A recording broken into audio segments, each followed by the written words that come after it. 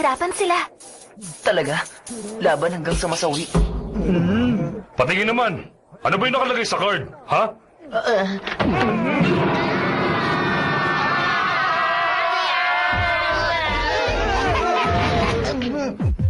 Ganun pala. Teka, ano ba nangyari sa'yo, Sena? Monta, kailangan mong kumilos ng normal. Kung di maghihinala ang audio, mahirap na. Oo, nag-gets ko na. Sige, poker face na lang to the max. Para walang nangyari. Parang wala na. Wala dapat reaksyon. Nawiwirduhan ako sa'yo. Kailangan walang emosyon. Dapat daw magpaka-poker face tayo lahat. Oo lang, ito na yata ang pinakamirto sa atin lahat. Makinig kayo sa akin lahat, Ojo White Knights. Bakit? Ano yun? Maaring bola nyo nga ngayon. Pero tandaan nyo sanang malapit na kayo sa goal na nasa likod nyo lang. Konting tulak na lang namin at city score na kami. Oo.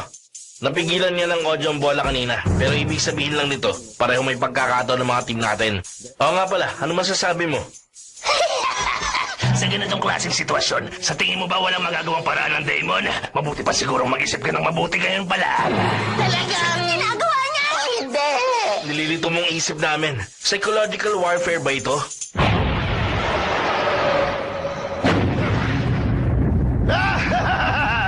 Sa totoo lang, parang masarap yung pakinggan. Teka, anong masasabi niyong lahat? Mukhang hindi siya nakikinig. Pasensya na. Sige, huwag niyo lang alalahanin ng maliliit na detalye. Ano man ang mangyari? May 4 na letra tayo sa pagkapanalo.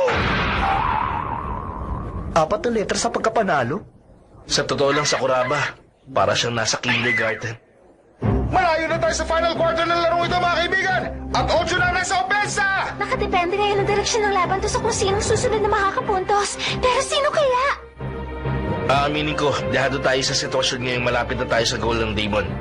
Kailangan natin makalayo kaagad. Mahirap naman kung makakapuntos ang kalaban natin. Pero sa katunayan, yun talaga ang gusto mangyari ni Hiruma. Tinopak na naman siya. Oo, parang ganun na nga. Dahil nagulo ang mga isip nila, mukhang ang tumakbo lang ang magiging paraan nila, Sena. Pero sa tingin ko, hindi yun talaga ang pinaplano nila. Masyadong mapanganib ang taktikang yan para sa Damon, mga kasama. At sigurado akong pipigilan tayo ni Hiruma kung gagawin natin ang bagay na yun. Tama. 100% success rate. Isang invincible short pass.